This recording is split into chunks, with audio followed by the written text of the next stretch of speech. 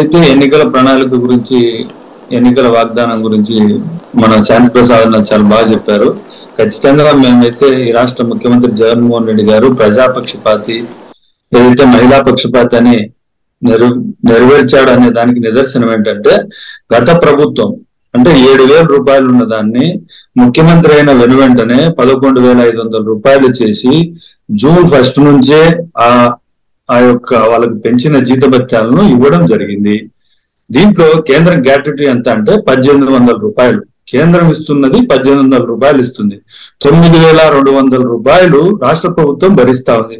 అంగన్వాడీ వర్కర్లను గత ప్రభుత్వాలు ఏ విధంగా చూసాయి, చంద్రబాబు నాయుడు గారు ఏ విధంగా చూశారు, వాళ్ళు సమ్మె చేస్తే వాళ్ళ మీద వాటర్ క్యాన్లు కొట్టి లేకుంటే వాళ్ళ మీద గుర్రాలతో తొక్కించిన ఘనత చంద్రబాబు నాయుడు గారి అయితే, వాళ్ళను తన సొంత అక్క చెల్లెమ్మల మాదిరిగా చూసుకున్న మానవతామూర్తి జగన్మోహన్ రెడ్డి గారు. ప్లస్ వాళ్ళు అనుకున్న అంశాలు 11 అంశాలు వాళ్ళకు సంబంధించిన కోరికలు అడిగారు. దాంట్లో 10 కోరికలు తీర్చడం జరిగింది.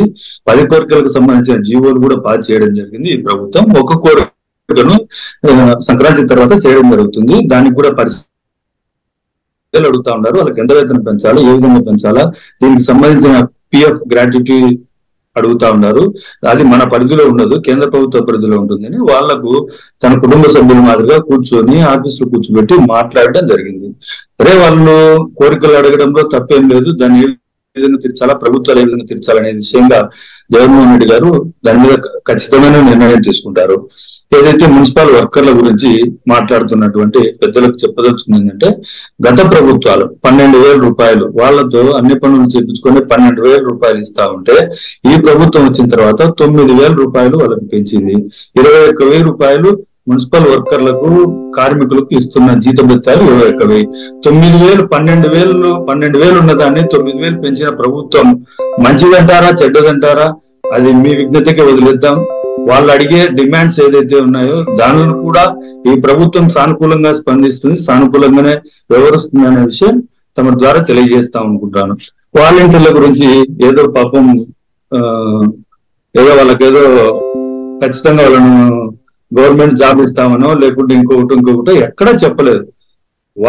వాలంటీర్లను రాష్ట్ర ప్రభుత్వానికి ప్రజలకు మధ్య వారధిగా నియమించినటువంటి ఈ రాష్ట్ర ప్రభుత్వం జగన్మోహన్ రెడ్డి గారు వాలంటీర్ వ్యవస్థను ఈ దేశంలోనే నెంబర్ 1 గా తీర్చిదిద్ది ఆ వాలంటీర్ వ్యవస్థను తీసుకొచ్చి అన్ని రాష్ట్రాలు కూడా వాలంటీర్ వ్యవస్థను తీసుకొచ్చే దిశగా పనిచేస్తున్నటువంటి ఈ ప్రభుత్వం.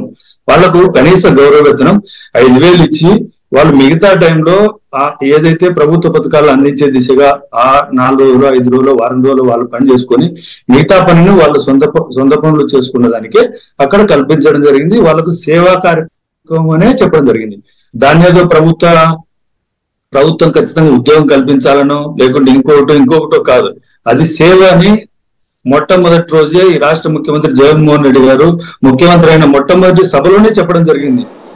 వాలంటీర్ ఏ విధంగా పనిచేస్తారు, వాలంటీర్ సేవలు ఏ విధంగా ఉపయోగించుకోవాలా, ప్రభుత్వాన్ని ప్రజల దగ్గరికి ఏ విధంగా తీసుకోవాలనే విషయం జగన్మోహన్ రెడ్డి గారు ముఖ్యమంత్రి గారు మొట్టమొదటి రోజే తన ప్రసంగంలోనే చెప్పడం జరిగింది.